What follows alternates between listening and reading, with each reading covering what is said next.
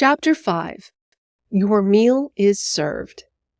Before we move on to how an emotion recipe, once it's cooked up, gets delivered to the body, I want to briefly overview what I have shared so far and some new thoughts.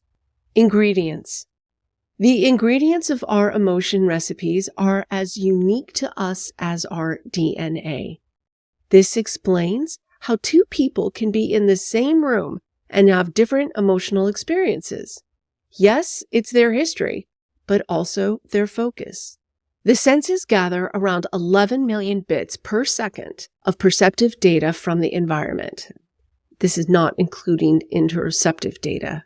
The conscious mind can process less than 100 bits per second, with sight being the major contributor. We are unaware of a lot of what is happening around us, and focus is a significant factor in what the brain determines we consume. The monkey business illusion video from Chapter 2 is proof of this. Below are factors influencing our focus. Mood can be influenced by our physical condition, the spectrum from unwell to healthy, and energy levels, hungry or nourished, tired or rested.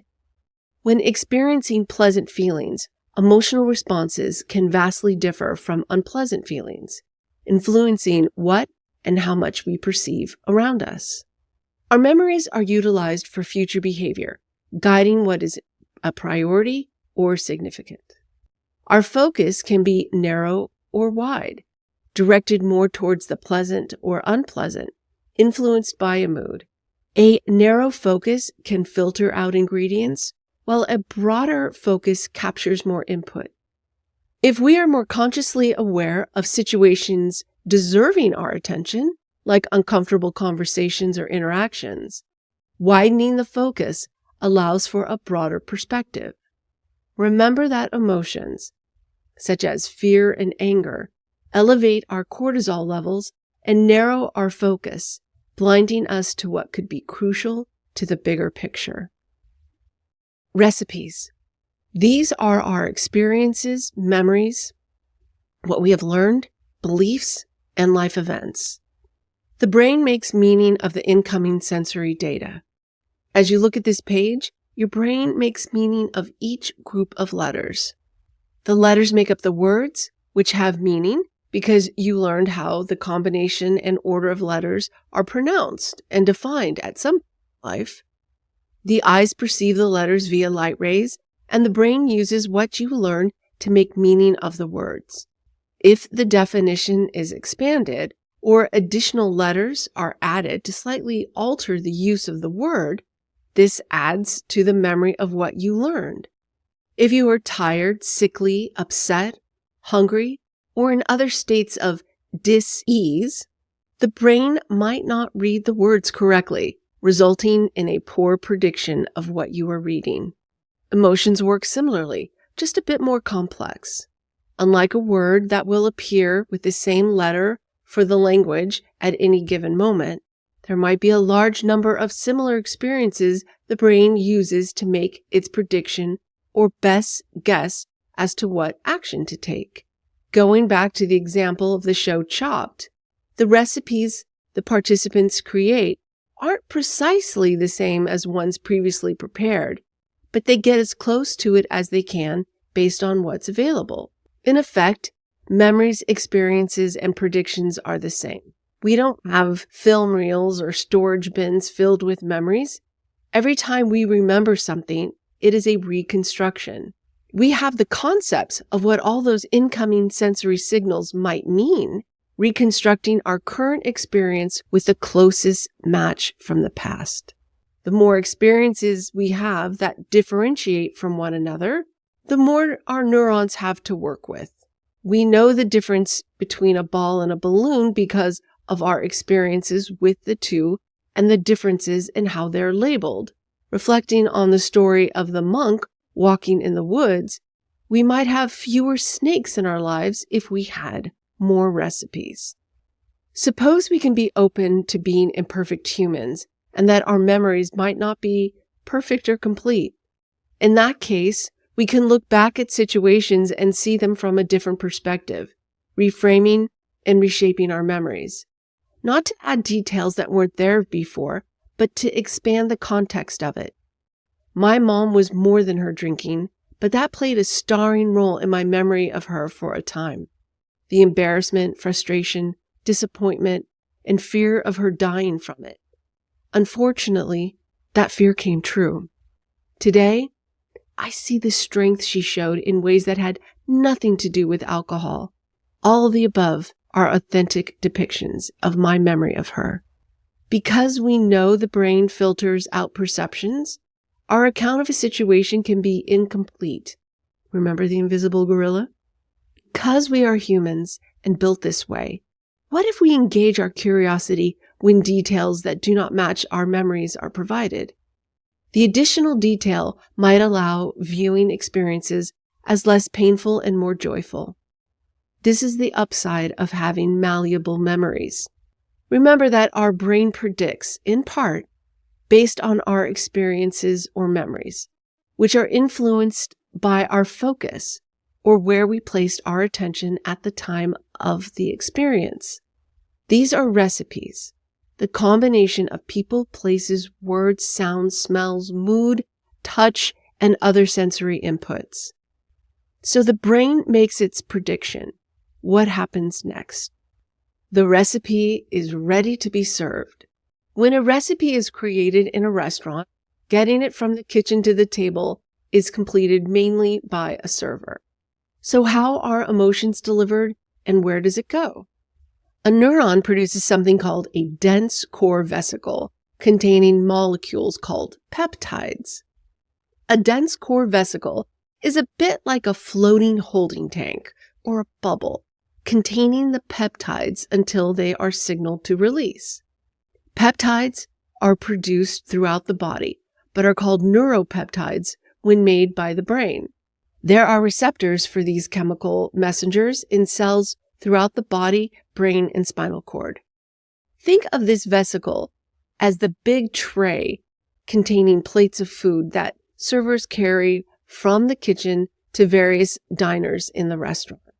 The tray doesn't leave until the neuron, also known as the chef, signals the release. These peptide servers now set off to find their matching receptor on other neurons, where they activate the nervous system, and cells in the body via our bloodstream. Once delivered, the peptide's chemical message activates the cell to do or change something, resulting in a physical response. This is when we receive the emotion. Neuropeptides released in the body have an everything, everywhere, all at once effect. Peptides can change the chemistry and electricity of every cell in the body. It's incredible how our body works. While there's still much to be learned about these fantastic molecules, it is known that they deliver the creations from our emotion recipes. Thus, neuroscientist Candace Pert describes them as molecules of emotions. After discovering the opioid receptors in the cell, researching peptides and receptors became her life's work. In Pert's book, Molecules of Emotion, The Science Behind Mind-Body Medicine, she writes, neuropeptides and their receptors thus join the brain, glands, and immune system in a network of communication between brain and body, probably representing the biochemical substrate of emotion. The link between emotions and the immune system might have begun with the late Dr. Pert, but the work continues. Immunologist and researcher Dr. Fulvio D'Acquisto focuses on understanding the link between emotional states, living conditions, immunity, and inflammation. This area of research has recently gained a lot of attention in the field of psychoneuroimmunology. He has christened his research as affective immunology. As a reminder, affective refers to emotions. In his paper, Affective Immunology, where emotions and the immune response converge, D'Acquisto asks the questions that direct his research. Is it that chronic stress causes depression, which then causes inflammation, which is, in turn, responsible for the increased risk of cardiovascular disorder? Or is it that constant inflammation causes depression and ultimately an increased risk of developing cardiovascular disease? Where is the beginning and where is the end of this vicious circle? You can't feel depressed when you're laughing. You might not stay in that joyful moment, but for those seconds or minutes, you are no longer depressed. We may toggle between the different emotional states, almost like a game of pinball, feeling like we're experiencing the emotions simultaneously. Things can happen that fast in the body. And D'Acquisto further explains the pace of these changes and how that impacts our immune system. When one feels an emotion, the immune system immediately registers the changes and adjusts to it. D'Acquisto shared an interview with the digital publisher Inverse. This means that if we're laughing, we have an immediate change in immune cell numbers in blood and in their functions. As is the case if we are angry or crying. For every change in the way we feel or live, there is a mirror correspondence in the immune system. Laughter may be the best medicine after all. The result of our emotion recipes is how we feel emotionally and physically. To unwind them is impossible. There is no physical illness that doesn't have a mental component, and no mental illness that doesn't have a physical one, according to Dr. Pert. Emotions are a part of our brain, mind, and body. So when it comes to our diet, what we consume in the way of food and drink, in addition to how we consume our perceptions, along with the environment in which we live, impacts our health, happiness, contentment, relationships, and longevity. Getting into the flow. I enjoy a good process flow. Developing processes and procedures for companies was my bread and butter for many years. The figure that you see now provides a visual of what I have outlined in this book. Even if you don't remember any scientific words I use like neuropeptide, interoception, homeostasis, etc., you don't necessarily need that level of detail. Right now, you see an infographic with the process. While this is a very linear and simplistic explanation of a highly complex process, I believe it helps us visualize our emotions in a different light, removing some of the stigmas and feelings of helplessness around them. Unlike a restaurant where we request a dish from the menu, in our kitchen, or the brain, the chefs, our neurons, cook using the ingredients provided by our sensory systems. After guessing which recipe best fits the ingredients, the selected recipe gets prepared. Our servers, the peptides, deliver the dish to the body, finding the cells ready to receive them, who, in turn, provide us with the opportunity to taste the recipe by sending interoceptive signals, or the feelings we get inside our bodies. How well we taste it, if we taste it at all, is reliant on our interoceptive awareness, our ability and willingness to connect to the signals the body gives us.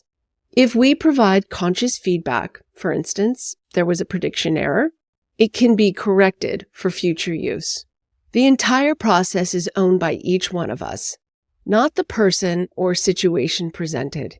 Emotion recipes are specific to us because they are in our bodies. When I'm upset, one of the most annoying comments to hear from my husband is, "You own your response. It's up to you to feel differently." I know this. For goodness sakes, I'm writing a book about it. However, I don't always like it. If I don't own it, I don't have to change how I respond, think, or feel because it is someone else's fault. Blaming a person or persons or something else for how I feel is much easier. But the blame game doesn't help stop me from having that response in the future. Plus, my body is still subject to chemical changes, like increased cortisol, based on my reaction. Granted, those chemicals can be for the better or worse. If for the worse, potentially for no good reason other than I don't want to change my own feelings. And don't forget, I previously admitted to being stubborn. Like the contestants on Chopped, we are given the ingredients, and what is prepared is up to us. So we have our recipes. The key is, how do we manage them? Managing the recipes in our cookbook. Not too long ago, my phone sounded off an earthquake alert around 1:30 in the morning. We Californians are very sensitive to earthquakes. I remember the 2014 earthquake here in Napa Valley like it was yesterday. We woke up in the middle of the night, our bed violently shaking. I have lived through many earthquakes, including the 1989 one that rocked San Francisco. But this one was so loud, I couldn't hear myself screaming. So I guess you could say this early morning alert got my husband's and my attention. Andrew, there's an earthquake alert, but we're not shaking. I checked my iPhone for news. There was just a big earthquake in Humboldt County, over 250 miles away. False alert for us, but unfortunately not for the people in Humboldt. We often get false emotional alerts. While it was evident that the earthquake alert didn't apply to us, false emotional warnings can feel real. When I was studying for my brain health coach certification with Dr. Daniel Amen of Amen Clinics, he often said, feelings aren't facts. They seem that way, but it isn't always the case. We have some old family emotion recipes that we have used for a long time, and we've gathered other recipes throughout our lives. They are all in our minds. It's just that we're not always aware of them. Because we are using the past, sometimes the distant past, as the prediction model for the present, we might perceive incorrectly, receiving false alerts.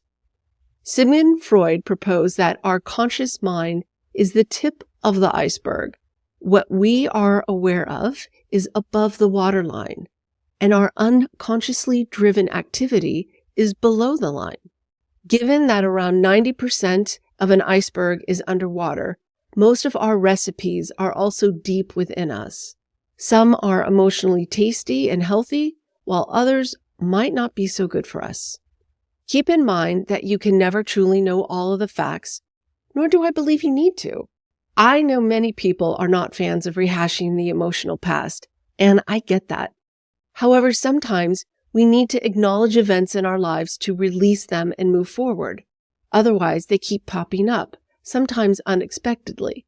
We think we have gotten over something emotionally, but our behaviors don't change. The recipe is still there. On the other hand, if we continually bring them up, we might unintentionally keep them alive, unnecessarily retaining them as a focus point in our minds. How can we clean up some ingredients or modify our emotion recipes? One good way is to amplify our awareness at the moment or soon afterward to capture the ingredients. Remember, the premise of the show Chopped is that the ingredients are given to you, and what you do with them is within your control. The exercise offered at the end of Chapter 3 was to notice the signals you receive from inside of your body during the day. As I write this, in my mind's eye, I see listeners who found the very thought of completing the exercise uncomfortable and skipped it. For some, it can seem silly or touchy-feely. That can be a yucky feeling only because that is what we have known. It is more of a discomfort than a silliness. The stigmas around emotions are still prevalent. In some cultures, admitting pain of any sort is a weakness. Both pain and emotions are not signs of weakness. It's our body talking, and it wants to be heard. I have a couple of exercises to help with understanding your emotion recipes. If you're still working on your interoceptive awareness, you may want to wait before trying them out. I recommend you go beyond your comfort zone. But if this is too far, give it a bit. Listen to your instincts, but don't let fear stop you. Exercise. Discovering recipes in the moment. After experiencing a strong emotion, write or record a voice note, the name of the feeling you experienced, for example, anger, passion, love, fear, etc. And then bullet point what was happening around you that resulted in that emotion. This isn't a story, but rather a list, just like a list of ingredients to pick up at the store. Try to do it as close to the occurrence as possible. Otherwise, the details can be forgotten. I recommend using a pen or pencil with paper because the relationship between the brain and the hand exists that doesn't appear with type, plus it aids memory. According to Professor Audrey van der Meer of the Norwegian University of Science and Technology, a lot of senses are activated by pressing the pen on paper and seeing the letters as you write, and hearing the sound you make while writing.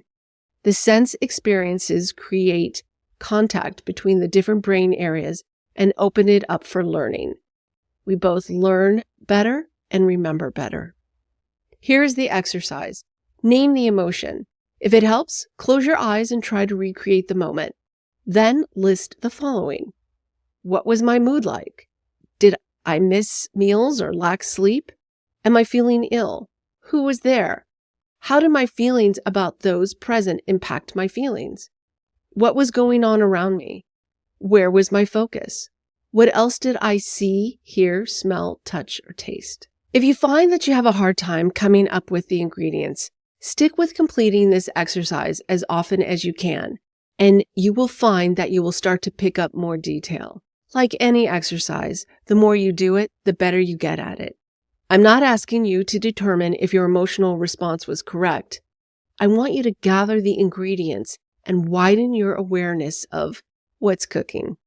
If you notice that another emotion label might have been more appropriate, i.e. confused rather than frustrated, that is a bonus. I briefly dated a man named John, who was insistent that Lance Armstrong, a former professional road racing cyclist, could easily complete a marathon after a news story aired about how he was training to run the New York Marathon. John declared, "Lance is an amazing athlete. He can wake up in the morning and run it, no problem. He doesn't need training." I told him this wasn't true because running and cycling used different sets of muscle groups, which is why they call it sport-specific training. He fought me on it pretty hard. We parted ways soon afterward for other reasons. Later, I read in the paper that Lance Armstrong did run the marathon. He went on about how hard training was for him. I believe he said cycling was easier. Yes, I sent the article to John. Have compassion for yourself. Just because someone is good at feeling their heartbeat or tasting the flavors in food doesn't necessarily translate to identifying emotions. This exercise is to get you used to noticing internal sensations and help those uncomfortable with emotions transition to feeling them. The idea is to increase interoceptive awareness, even if you can only list 1 or 2 items in the beginning. Good job. After all, you made the list. Exercise, discovering the hidden recipes. There's an exercise I learned about years ago and have used with people quite successfully. It's rather powerful and allows you to go as deep as you are comfortable. I've never had anyone freak out over what is revealed, but on the contrary, they usually found it helpful and insightful. It uncovers the recipes for the feelings we want to experience more of, along with the recipes we wish to feel less often. Here is a real example of a person for whom I completed this exercise. Jane is a photographer who needed help with her business, so I completed this exercise with her. It took around 60 minutes to finish, with me asking the questions, writing down her responses, and then discussing the results. Using Jane's session, here is an example of how the end product might look. During this process, when it came to the emotions she wanted to experience less of, when asked, "What has to happen for you to feel these emotions?" a consistent theme was that she didn't become a pharmacist after graduating with a degree. It turned out her guilt about not becoming a pharmacist after her parents paid for her schooling was keeping her from feeling the emotions she wanted more of around her business. Her parents didn't care that she didn't pursue a career in the field of her degree. Her subconscious feelings contributed to her business frustrations, and she didn't realize it. She was surprised by the outcome of the exercise, but it gave her insight and allowed her to stop cooking those recipes. How? Conscious awareness. When those feelings come up in the future, she can identify them because she now knows where they're coming from and sends them back to the kitchen. Jane knows what she needs to do if she isn't feeling creative. More importantly, she can add to the list over time. The outcome of this exercise evolves and changes as we do. When someone asks, "What do you want?" or "How do you feel?" you might have an easier time responding. If not, you have the tools to help you look inward and find out. I don't care if you are a Michelin star chef, meaning you make fancy food in a fancy restaurant and were awarded for it, or an at-home chef. You taste your creations. To nail down that dish, you must keep tasting it until it is where you want it to be. What if we did the same with our emotion recipes? These revealing exercises help you to connect to the flavors of your feelings. In particular, this second exercise identifies the feelings important to you now, allowing you to hone in on what is an emotional priority and identify them as they occur. It also becomes your personal value statement. Here is the exercise, abbreviated from what I completed with Jane. I know we live in a busy world, but this is a time investment of about an hour. I can't think of anyone more valuable than you, so hopefully you will consider trying it or any of the exercises in this book. The most productive way to complete this is by having another person ask you the question and write down the response. This allows your mind to only focus on the question. A very critical component to this exercise is to refrain from editing your responses. Just let it flow. To provide an example, the following shows how the process works using myself as the respondent. If you are a visual learner, you can watch a video demonstration, kimcordy.com/YYSS/PVS. There are 4 parts to this exercise. Part 1 is about the recipes that taste good and you would like to enjoy more often, the feel-good emotions. The questioner asks, "Kim, what feeling do you want to experience more of in life?" Note, in life can be replaced with in a relationship, at work, or whatever area a person is seeking more insight. I reply with the feeling that comes to mind without questioning it. We might think it isn't that important, but it wouldn't come to mind if it weren't. The questioner writes down the response and asks, "Kim, what's another feeling you want to experience more of in life?" I reply with the feeling that comes to mind without questioning it. The question is repeated until, as the respondent, I can't think of another feeling. That said, you will want to limit it to no more than 10 emotions. When completing this with people, I have yet to have someone come up with 10. The last ones often seem like a struggle. It is as if they are traveling from the bottom of the mind and taking a bit of time to get to the top. Usually they end up being more significant than expected. Also, if you are completing this without the aid of a questioner, asking yourself the questions aloud helps engage the senses. You have the list of emotions you would like to experience more of, so it's time for part 2. To make this easier to comprehend, let's say that I said love was my number 1 feeling. Part 2 is to uncover the ingredients. The questioner asks, "Kim, what has to happen for you to feel love?" I reply with the first thing that comes to mind. It is important not to filter the response or have the response make sense. There's gold in those seemingly absurd responses. After writing down the response, the questioner asks, "Kim, what else has to happen for you to feel love?" They will keep asking the question for the first feeling until I can't think of one more thing to say. Then they will ask one more time just to be sure. The process is completed for all of the emotions listed from part 1. Part 3 is doing the same thing as part 1, only for the emotions you want to experience less of in life. Think of them as the recipes that don't taste good, yet they still get served more than you would like. The process is the same. The only difference is that the questioner asks, "Kim, what feeling do you want to experience less of in life?" Once again, you have your list of no more than 10 emotions. For purposes of demonstration, let's say that my number 1 emotion was fear. Part 4 is documenting what has to happen to experience the feelings from Part 3. Once again, the process is the same, so the question is, Kim, what has to happen for you to feel fear? After writing down the response, the questioner asks, Kim, what else has to happen for you to feel fear? Continue until responses are exhausted and all feelings are addressed for the list from Part 3. Once you are done, it's time to review the results. What you have is the required perceptive input to feel those emotions. These are the actions, reactions, locations, words, environment, and other sensory input you need to feel what you want and what you don't. It can look strange and even incongruent with how you view yourself. Perhaps you don't think of yourself as sensitive, but what you see tells a different story. It is because this information is coming from a place you were unaware of. Please don't judge yourself. Look at this as an opportunity. What insights did you glean? Are there ingredients that can be removed, added, or modified? Adding detailed ingredients is what makes for a more flavorful recipe. Are there surprises that you uncovered? An organization uses value statement to guide its direction and culture. It can also contain the expectations of leadership or the entire company, directing the decisions and behaviors. For example, Patagonia has integrity listed as one of their core company values on their website, but they don't stop there.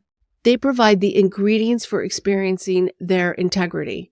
Examine our practices openly and honestly, learn from our mistakes and meet our commitments. We value integrity in both senses, that our actions match our words, we walk the talk, and that all our work contributes to a functional whole. Our sum is greater than our parts.